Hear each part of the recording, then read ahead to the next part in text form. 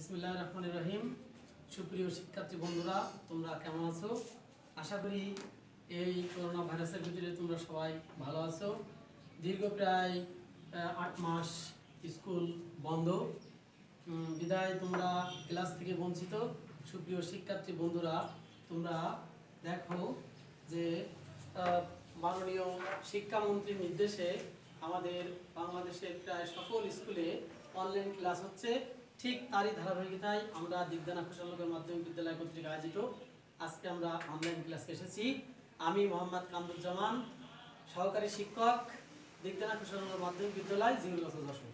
প্রিয় শিক্ষার্থীরা, তোমরা দেখো যে আজকে আমাদের বিষয় হচ্ছে তোমাদের নবম ও দশম শ্রেণীর পদার্থবিজ্ঞান বইয়ের 4র্থ অধ্যায়ের কাজ ক্ষমতা শক্তির কাজের রাশিমালা নির্ণয়। দেখো আমরা আজকে আলোচনা করব কি কাজের রাশিমালা নির্ণয়। ঠিক আছে, দেখো তাহলে আমরা প্রথমে একটু কাজের সংজ্ঞাটা দিয়ে আসি।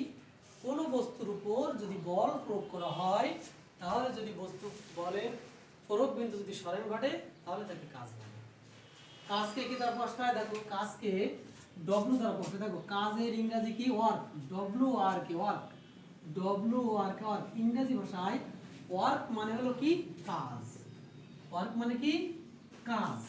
তাহলে কাজের যে প্রথম অক্ষর, ওয়ার্কের প্রথম অক্ষর হচ্ছে ডব্লিউ, তাহলে কাজকে ডব্লিউ দ্বারা প্রকাশ করে। ঠিক আছে, দেখো তাহলে কাজ করতে গেলাম কি লাগছে? বল লাগছে আর সরণ লাগছে। তাহলে নিশ্চয়ই কাজের রাশিমালা W equal to F S কি লাগছে? বল লাগছে আর সরণ লাগছে। দেখো আমরা তৃতীয় অধ্যায়ে আলোচনা করেছি F equal to M A, তাই না?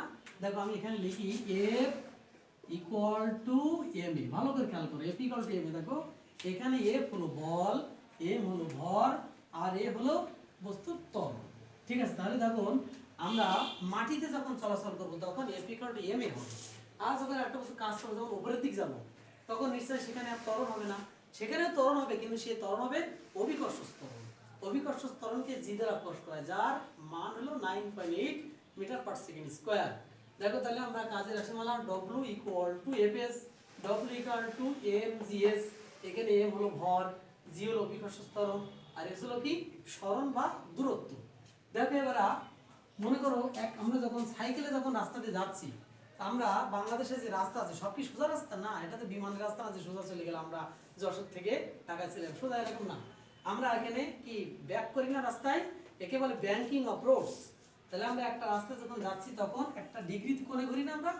যদি কোনো কাজ করার সময় যদি সাইকেল বা মোটরসাইকেল বা কোনো গাড়ি যদি ব্যাংকিং অফ রোডস অতিক্রম করি, তাহলে সেখানে কিন্তু কাজের রাশিমালাটা হবে W equal to F S cos theta. কি হবে? W equal to F S cos theta. এখানে ডব্লিউ হলো কাজ, এফ হলো বল, এস হলো সরণ, আর কস থিটা মানে হচ্ছে তুমি কত ডিগ্রি কোণে ঘুরছো, কত ডিগ্রি করে সেখানে থিটার মানটা সেখানে হবে। নিশ্চয়ই তোমরা ম্যাথমেটিক্স থিটা কি জানো? থিটা একটা গ্রিক শব্দ। দেখো তাহলে আমরা এখানে cos থিটা এখানে মান বসাবো।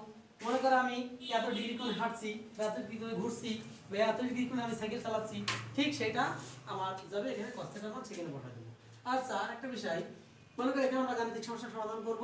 করার পরে মনে করো এখানে দৈর্ঘ্য আছে 20, তাহলে 20 কি মিটার না সেকেন্ড নাকি? তাহলে আমরা জানি কাজের একক হলো কি জুল। কি কাজের একক? জুল। তাহলে আমার মনে হয় তোমরা এই দুটো সংখ্যা মানে দুটো সূত্র যদি তোমরা জানো, W equal to F S, W equal to M G S, তারপরে ব্যাংকিং অফ রোডস এর ক্ষেত্রে W equal to F S cos theta, এইগুলো যদি তোমরা জানো তাহলে অবশ্যই তোমরা কাজের সকল অঙ্কগুলো তোমরা করতে পারবে। আশা করি তোমরা কাজের রাশিমালা সম্পর্কে ভালোভাবে ধারণা পেয়েছো। প্রিয় শিক্ষার্থী বন্ধুরা, যদি তোমাদের কোনো সমস্যা থাকে আমার ইনবক্সে এবং আমার মেসেঞ্জারে তোমরা এসে নক করে আমার প্রশ্ন করবে, এবং তোমরা এই খাতার যে সমস্যা আছে সেই সমস্যাগুলো তোমরা খাতায় ছবি তুলবে। ছবি তুলে তোমরা ইনবক্সে আমার কাছে পাঠিয়ে দেবে, আমি সমস্যা সমাধান করে আবার সেটা দিয়ে দেবো। ঠিক আছে, তাহলে আজকে পর্যন্ত ভালো থাকো, সুস্থ থাকো, সবার মঙ্গল কামনা করে আজকে এখানে শেষ করছি। আল্লাহ হাফেজ।